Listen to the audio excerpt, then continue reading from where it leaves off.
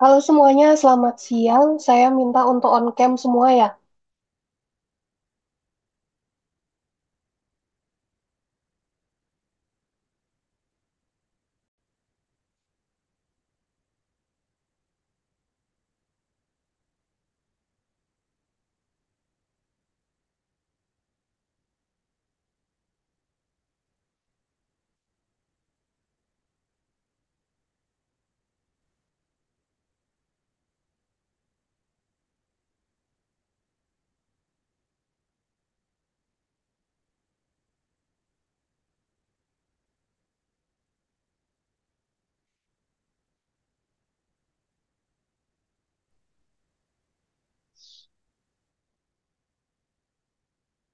Oke, terima kasih semuanya sudah on cam. Oase-nya udah dibuka.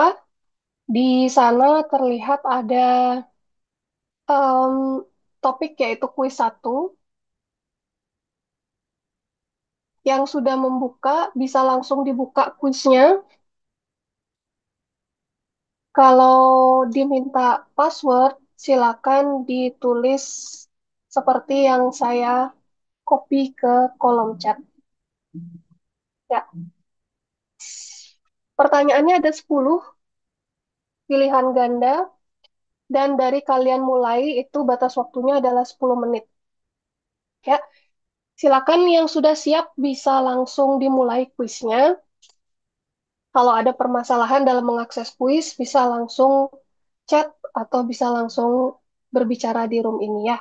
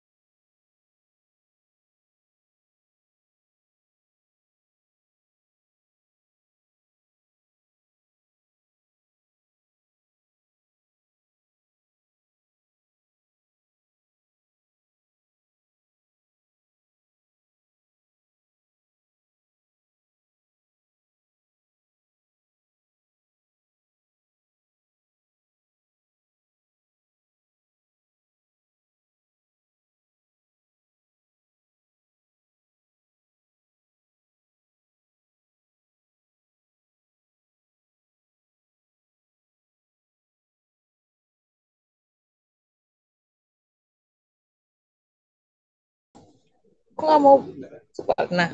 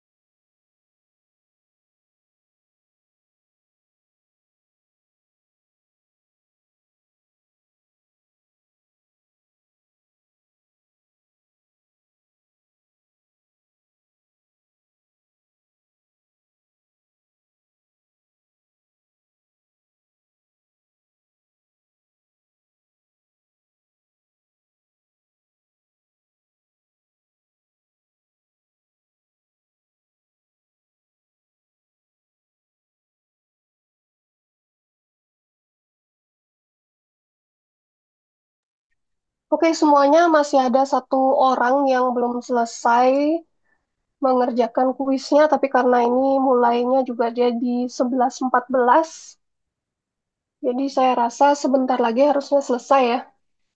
Oke, saya sudah lihat nilai-nilainya semua, masih dalam range yang bagus ya. Semua mendapatkan minimal nilai B, banyak juga yang mendapatkan nilai A dengan rentang 95 sampai 100. Ya, eh, Ya, jadi setelah ini kalian bisa off cam, kalau mau on cam juga nggak apa-apa. Em, untuk perkuliahan kali ini saya akan melanjutkan ke pertemuan 9 ya. Harusnya hari ini kita UTS, tetapi karena ruangannya dipakai untuk ujian, jadinya kita tidak bisa punya ruangan di kampus sehingga harus saya undur ke tanggal 7 jadinya ya, ke tanggal 7 UTS-nya sesuai dengan eh, jam perkuliahan yang biasa. Oke, kalian siapkan hard copy-nya, setelah itu siapkan materinya, kalian harus mengerti karena nanti kita UTS pertanyaannya lisan ya, seperti yang saya ceritakan di kelas. Oke, untuk kali ini saya akan menjelaskan materi pertemuan 9, yaitu yang harusnya kita pelajari setelah UTS, tapi sekarang saya balik ya, karena tidak bisa UTS kali ini. Oke, materinya ada di sini. Sudah terlihat semuanya? Sudah, Bu. Sudah ya, Sudah, terima Bu. kasih. Oke, di sebelum UTS ya, materi sebelum UTS itu kita sudah belajar bagaimana membuat DFD. Kalian juga sudah belajar membuat DFD dan juga ERD itu di mata kuliah di semester sebelumnya. Jadi saya rasa kalian tidak memiliki banyak masalah untuk mendesain sistem dengan DFD dan ERD. Nah, sekarang setelah UTS sampai nanti UAS, kalian akan mendesain sistem yang sama. Jadi permasalahannya masih sama, sistemnya sama, tapi kalian coba mendesain dengan menggunakan Unified Modeling Language atau UML, dan sistemnya kalian akan pandang sebagai sebuah sistem yang object oriented. Sudah belajar object oriented programming ya? Sudah ya? Sudah, Bu. Ya, Sudah, Bu. terima kasih. Sekarang saya akan review sedikit tentang object oriented programming ke kalian untuk merefresh sedikit memori kalian tentang object oriented programming. Sesuai dengan namanya, yaitu object oriented programming, pasti fokus dari pemrogramannya itu adalah objek. Ya, apa itu objek? Objek di dalam OOP itu adalah entitas yang memiliki behavior dan state. Ya, behavior dan state ini akan terus dibawa bersama si entitas ini. Berarti ini saling terkait ya. Behaviornya dimiliki oleh entitas, state-nya juga dimiliki oleh entitas. Contohnya, objek di dunia nyata itu adalah seekor burung gereja. Ya, misalnya seperti itu ya. Dia merupakan sebuah objek ya, karena burung gereja adalah sesuatu yang mengkhusus dari bentuk umumnya, yaitu burung. Nah, burung ini bisa kita sebut sebagai kelas. Nah, kelas ini adalah sebuah, simpelnya seperti itu ya. Kelas adalah sebuah blueprint dari sebuah objek. Nah, sebuah blueprint ini pun nantinya akan memiliki behavior dan juga state ya. Em, Dia juga akan memiliki behavior dan state kelasnya ini. Tetapi apa kira-kira bedanya kelas dan objek? Nah, kelas itu sama memiliki behavior dan state, objek juga memiliki behavior dan state. Bedanya kira-kira apa? Ada yang ingat? Bisa jawab lewat chat atau bisa raise hand kalau mau menjawab langsung. Perbedaan kelas dan objek. Selain kelas itu adalah blueprint dari sebuah objek, ya.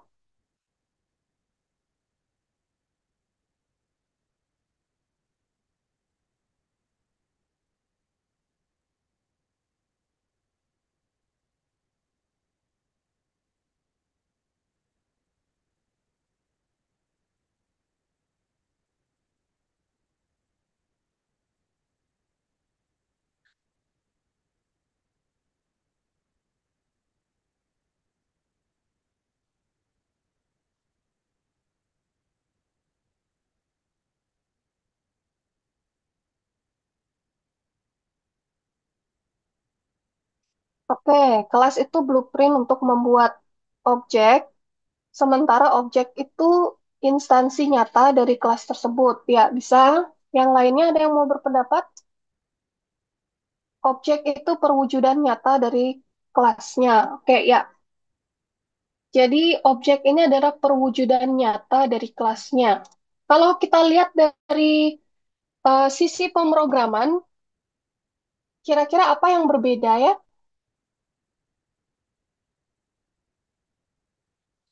Silakan Angelica. Oke, selamat selamat pagi Bu. Saya izin menjawab. Ya, Mungkin silakan. sepemahaman saya, em, Mm-mm. untuk kelas ini yang saya lihat itu seperti kayak variabel penampungnya, tapi untuk objek ini tuh ketika kita sudah mendefinisikan dari kelas ini, misalkan tadi kan ada eh, kelas, misalkan kelas burung. Terus nanti untuk objeknya itu kita definisikan tuh burung gereja gitu, Bu, yang sudah ada nilainya di dalamnya. Oke, terima kasih jawabannya. Ada yang ingin menambahkan lagi? Oh, sudah ada di chat ya.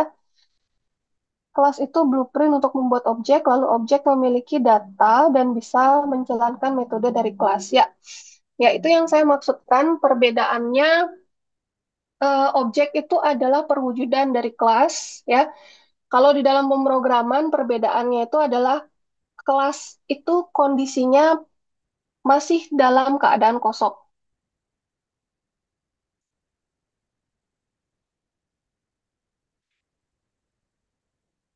atau belum berisi nilai.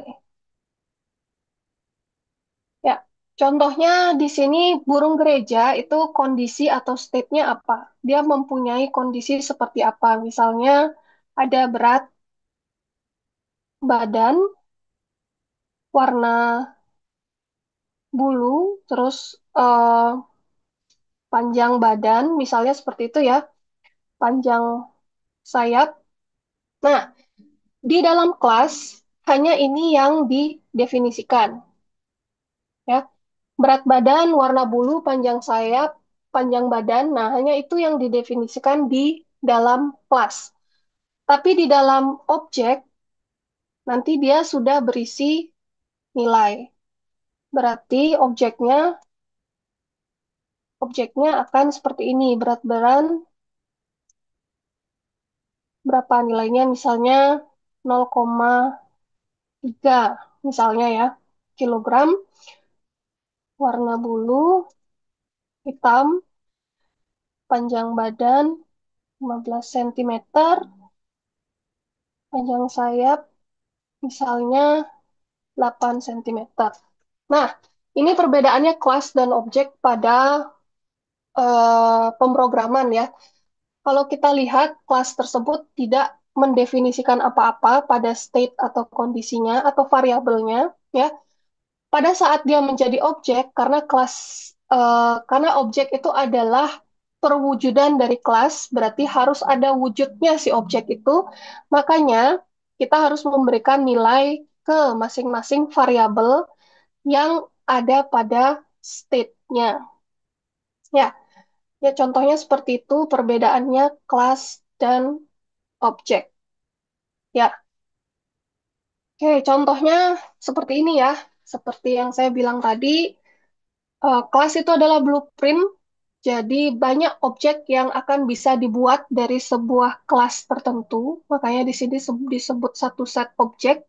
Satu kelas itu bisa membuat banyak objek dengan ciri-ciri yang sama. Berarti state dan behavior yang dimiliki oleh objek dari kelas yang sama itu akan sama. Perbedaannya apa? Perbedaannya adalah nilai-nilai dari setiap state-nya ini ya.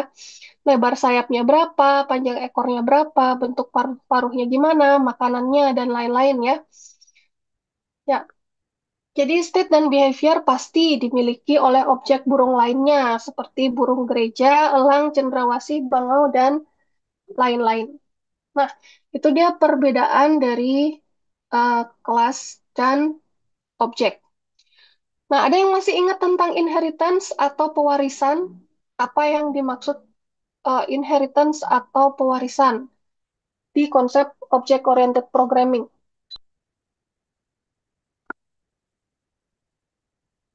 Silakan Andika Ardianta Putra. Eh, Baik, kalau seingat saya inheritance itu artinya pewarisan, Bu.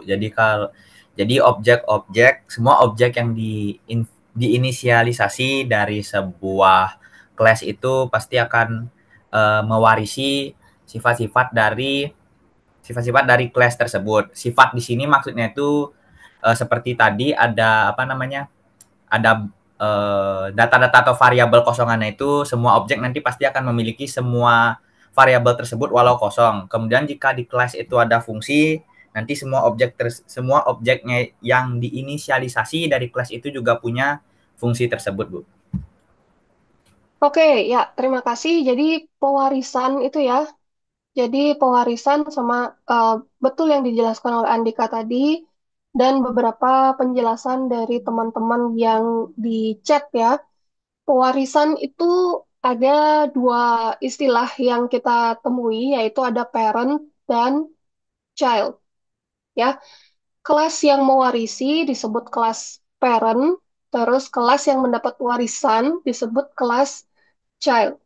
Jadi apapun yang dimiliki parent pasti akan dimiliki oleh si child ini, ya. Apapun yang dimiliki parent pasti dimiliki oleh child. Ada istilah lain seperti yang eh, sudah ada di chat jawabannya ya. Ada yang namanya eh, superclass dan subclass. Ya, parent itu adalah superclass, child itu adalah subclass. Ini istilahnya aja yang berbeda, tapi maksudnya adalah sama. Jadi yang memberi warisan itu adalah superclass, terus eh, memberi yang dapat warisan itu adalah subclassnya. Oke, jadi kelas child atau subclass itu akan memiliki state dan behavior yang sama dengan kelas parent.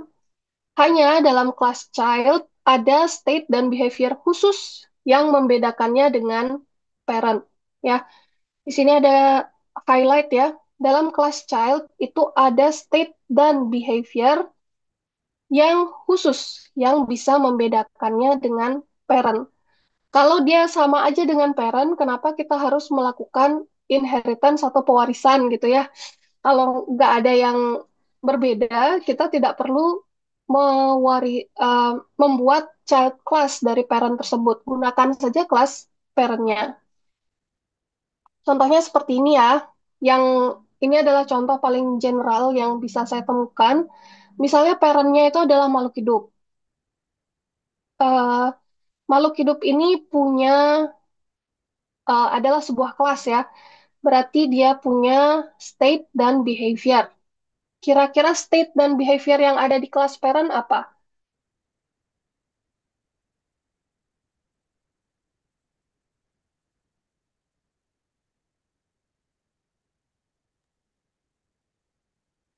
Misalnya state-nya ini ada apa ya?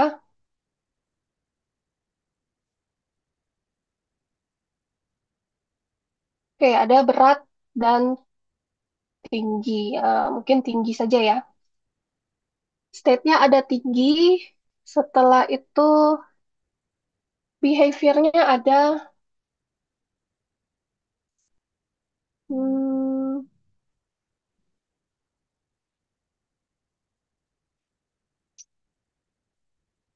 bernapas gitu ya. Oke, di makhluk hidup, kelas parent itu biasanya state dan behavior-nya itu adalah yang paling umum ya, yang bisa dimiliki oleh semua kelas child-nya. Nah, di sini kelas child yang saya tampilkan adalah ada burung atau binatang, terus ada manusia, dan ada bunga atau tumbuhan. Nah, kelas yang dimiliki oleh parent ini harus bisa semua diturunkan ke anak-anaknya, ya. Jadi, burung punya state tinggi bisa, manusia punya state tinggi bisa, Tanaman punya state tinggi bisa. Untuk behavior bernapas juga bisa dimiliki oleh semuanya. Ya. Nah, di kelas child ini dia bisa menambahkan state atau behavior tertentu sehingga dia itu unik dibandingkan parent-nya. Misalnya untuk kelas burung di sini ada state warna bulu misalnya ya. Terus behaviornya ada terbang. Terus untuk manusia state-nya ada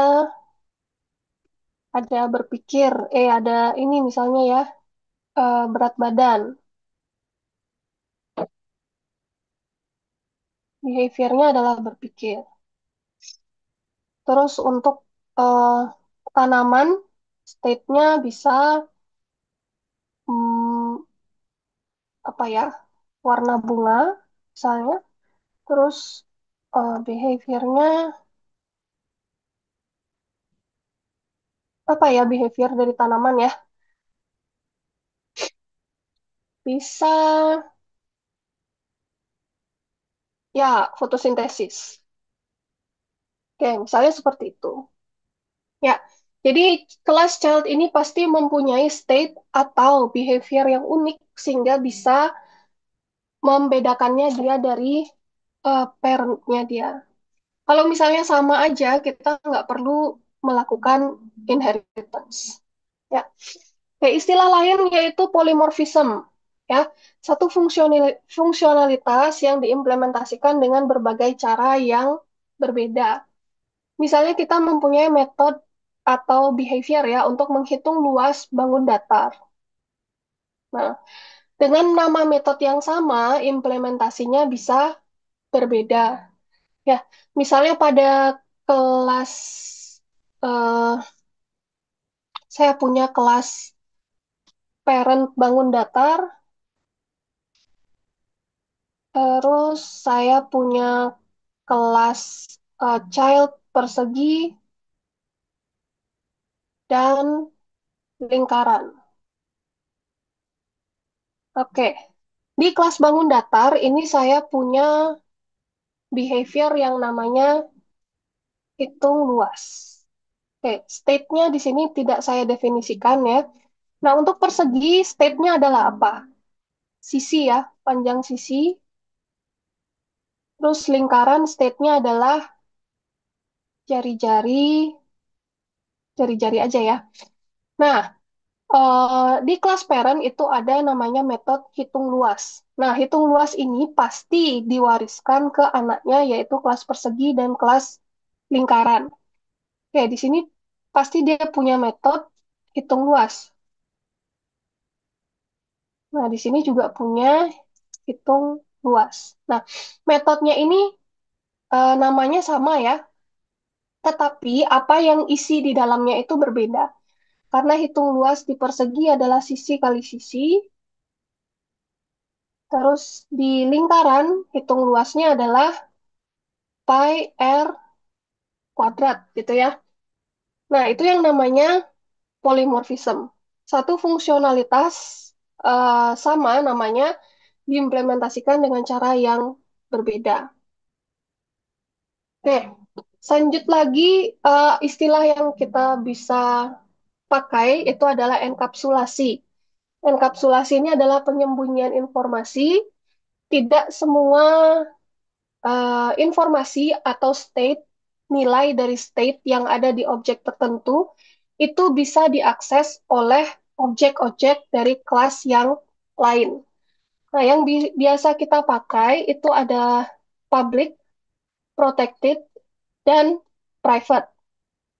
Oke, kalian ingat lagi pada saat inisialisasi variabel pada saat pemrograman, misalnya public, string, eh, tulisan.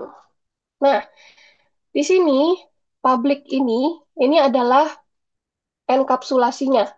String ini adalah tipe datanya, tulisan ini adalah nama variabelnya. Kalau public berarti dia dapat diakses di mana-mana.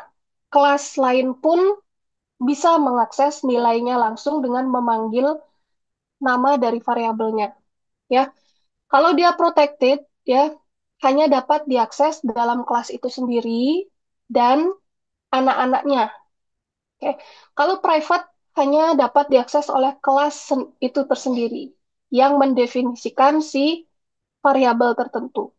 Jadi yang bagian public ini bisa diganti dengan protected, bisa juga dengan private.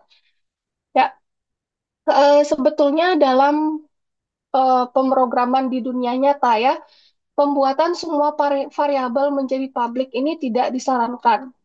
Ya, kalian seharusnya memakai protected ataupun private sehingga nilai dari variabel tersebut nggak bisa langsung diambil oleh kelas lain eh, tanpa memakai metode lain atau tanpa melalui perantara. Ya, jadi gimana caranya mengakses nilai-nilainya? Biasanya kita memakai getter atau setter. Ya, getter atau setter ini yang kita pakai untuk mengakses atau mengisi nilai-nilai variabel yang bertipe protected ataupun private.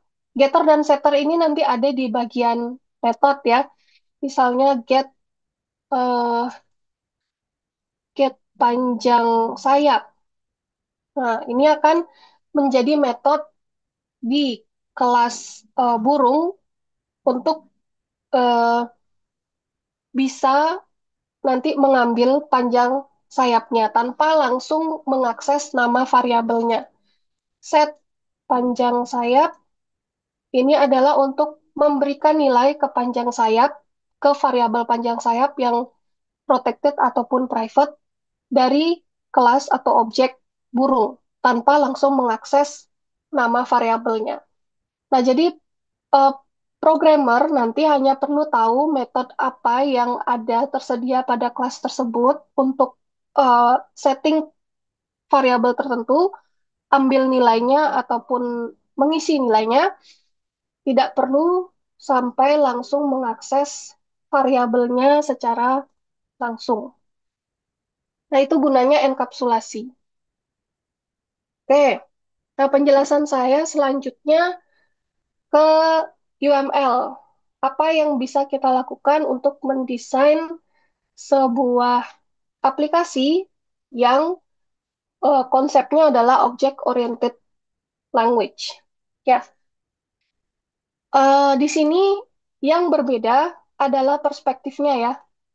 Kalian harus memandang sistem kalian dari perspektif yang berbeda. Kalau pada DFD, kalian memandangnya dari perspektif proses dan juga aliran data yang mengalir dari dan ke proses dari sumber yang berbeda. Apakah itu entitas luar, proses lain, atau data store. Nah, itu um, point of view dari DFD. Untuk membuatnya di dalam format object oriented, kalian harus mengubah point of view kalian menjadi kelas dan objek. Kelas apa yang ada pada sistem kalian? Itu yang harus kalian tentukan terlebih dulu. Ya, jadi object oriented design di sini metode desain yang menggunakan notasi yang berorientasi objek untuk menggambarkan sistem, baik secara fisik maupun logis. Ya, UML ini salah satu metode dalam pemodelan secara visual yang digunakan sebagai sarana perancangan sistem berorientasi objek. Ya, di sini ada beberapa diagram ya. Ada yang namanya struktur diagram, ada behavior diagram. Ya, struktur diagram ini dia melambangkan struktur statis dari sebuah sistem. Oke, yang behavior diagram ini melambangkan perilaku dan dia dinamis dari sebuah sistem. Ya, sebetulnya UML itu diagramnya banyak sekali, tapi yang kita pelajari dalam mata kuliah ini hanya 4 yang saya highlight di sini. Ini adalah diagram yang sering dipakai juga untuk em, menggambarkan desain program object oriented pada tugas akhir kalian. Jadi 4 ini adalah minimum yang bisa digunakan untuk eh, mendesain sebuah sistem. Nanti pertama kita akan belajar use case, setelah itu kedua activity diagram, ketiga sequence diagram, dan yang keempat adalah class diagram yang terakhir. Nah, saya rencanakan di sini ada satu pertemuan untuk setiap diagram. Satu pertemuan untuk use case, satu untuk activity, satu untuk sequence, dan satu untuk kelas diagram. Nanti pada laporan akhir, kalian pun akan membuat use case, activity, sequence, dan kelas diagram untuk sistem kalian. Ya, oke. Di sini kalau kalian ingin membuat UML diagram, tadi saya minta point of view-nya harus diubah ya, menjadi kelas apa saja yang berada pada sistem tersebut. Nah, jika ingin menentukan kelas apa saja yang ada pada desain tersebut, kalian harus menentukan atau bisa melihat entitas mana yang berinteraksi dalam sistem. Entitas ini kalau di dalam DFD itu bisa berupa entitas luar, bisa em, data, bisa proses, ya. Dia berupa entitas yang bisa berinteraksi satu sama lain di dalam sistem. Interaksi yang dilakukan itu apa? Interaksi yang dilakukan adalah saling berkirim pesan. Ya, pesannya itu dikirim melalui apa? Melalui metode yang ada di kelas masing-masing. Ya, contohnya ini adalah beberapa metode dari kelas tertentu. Ini adalah kelas mahasiswa dan ini adalah kelas dosen. Ya, berarti dari mahasiswa itu bisa melihat data mahasiswa, insert data mahasiswa, dan lain-lain. Dari dosen bisa melihat data dosen, data mahasiswa, input nilai, dan lain-lain. Nah, kalian melihat ini dari sisi entitas yang berinteraksi. Apa aja yang bisa dilakukan entitas tertentu, itu bisa kalian tentukan lebih dahulu sebelum membuat diagram lebih lanjut. Ya, entitasnya di list dulu. Setelah itu, apa yang bisa dilakukan entitas tersebut, itu setelah itu baru kalian bisa membuat diagramnya. Ya. Nah, ini contoh dari use case diagram. Nah, use case diagram ini melambangkan serangkaian tindakan yang bisa dilakukan oleh seorang aktor. Di sini istilahnya adalah aktor ya. Aktor itu adalah orang luar yang berada di luar sistem, dapat berinteraksi dengan sistem. Bisa juga berupa sistem lain yang terkoneksi dengan sistem yang kita rancang saat ini. Nah, apa yang diisi di sini ini adalah use case. Use case ini adalah apa saja yang bisa dilakukan oleh aktor. Customer bisa ngapain aja, kita bisa lihat yang mana terhubung dengan customer. Berarti ada 4 use case yang bisa dilakukan oleh customer. Di sini ada ATM technician, berarti ada 2 yang bisa dilakukan user yang berperan sebagai ATM technician. Dari bank, ini sebuah entitas yang bukan orang, itu bisa melakukan semuanya. Berarti tanda panahnya bisa ke semuanya. Nah, ini contoh dari use case diagram. Semua apa yang bisa dilakukan oleh semua aktor itu harus didefinisikan di use case diagram. Ya. Nah, ini contoh activity diagram. Diagram yang kedua yang akan kita pelajari setelah ini. Activity diagram ini mirip flowchart, ya, karena nanti ada start-nya dan juga nanti di bawah ada end-nya. Oke, tapi di sini perbedaannya dia ada swim lane atau perbatasan-perbatasan antara aktor siapa yang melakukan action tertentu. Nah, berarti Ini ada yang namanya action yang di dalam bulatan-bulatan ini. Berarti ini start session dilakukan oleh komuter. Request trip info dilakukan oleh ticket vending machine dan authorized fat payment ini dilakukan oleh bank. Ini sama seperti flowchart ya, jadi diurutkan dari aksi pertama sampai di aksi yang terakhir. Ini activity diagram. Selanjutnya sequence diagram. Tadi saya ceritakan kalau setiap objek di dalam sistem itu nanti akan saling berkirim pesan. Ya, interaksinya adalah saling berkirim pesan. Dan interaksi berkirim pesan itu ada dijelaskan di sequence diagram. Ini adalah entitas objek yang berinteraksi dengan objek yang lainnya. Pesan yang dikirim apa? Search inventory. Pesan yang dikembalikan apa? Search result. Dan seterusnya. Ini juga berdasarkan urutan ya, sama seperti activity diagram yang tadi. Message yang berada di bagian atas itu akan dikirimkan lebih dulu, dan yang berada di bawah itu akan dikirimkan selanjutnya. Ini adalah sequence diagram. Nah, yang terakhir yang saya akan jelaskan nanti adalah kelas diagram. Ini yang statik ya, menunjukkan struktur sistem yang dirancang. Nah, di sini ada setiap kelas yang kalian akan gunakan. Dalam kelas diagram itu biasanya satu kelas itu terdiri dari satu blok seperti ini. Satu blok ini dibagi tiga bagian. Di sini ada nama, terus di sini ada state-nya, dan di bawah ini ada behavior-nya. Oke. Nah, jadi yang seperti ini akan nanti saling berhubungan dan akan membentuk sebuah kelas diagram. Ya, oke. Ya, mungkin segitu aja yang saya bisa jelaskan di hari ini. Ada yang mau ditanyakan dulu? Kalau mau bertanya tentang UTS juga boleh.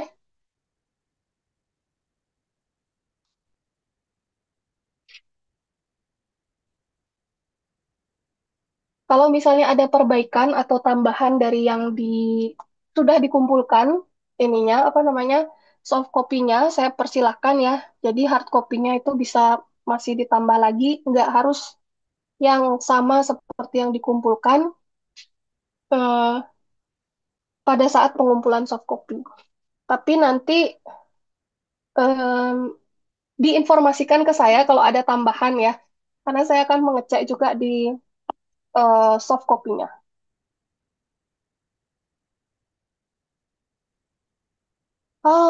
Oke.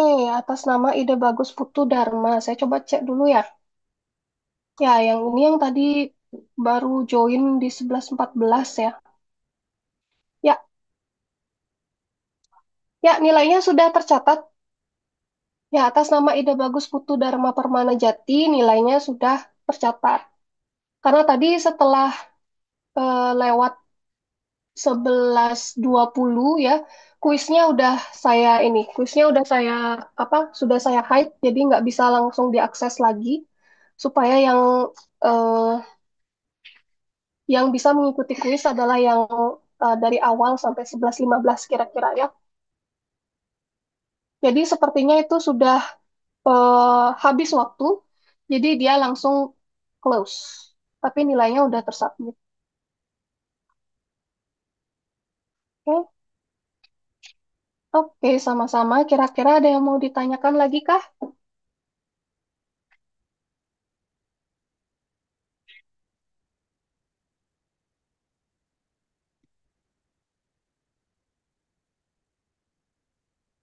Oke, saya baru dapat info kalau minggu depan itu tanggal 7, 8, dan 9 itu kemungkinan ada ujian TA.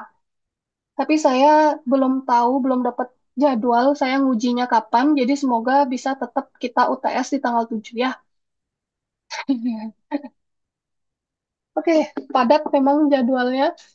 Semoga kita bisa tetap UTS di tanggal 7 biar nggak mundur lagi UTS-nya ya. Oke, nanti akan saya kabari lagi eh, bagaimana perkembangan jadwalnya. Oke, karena tidak ada pertanyaan, kira-kira saya cukupkan pertemuan hari ini sampai di sini. Terima kasih sudah mengikuti perkuliahan kali ini dengan baik. Sampai ketemu lagi minggu depan. Ya, selamat siang semuanya. Silakan keluar dari room saya. Baik, Bu, terima kasih. Selamat siang. Ya, Terima terima kasih Bu, kasih. selamat Sama-sama. siang.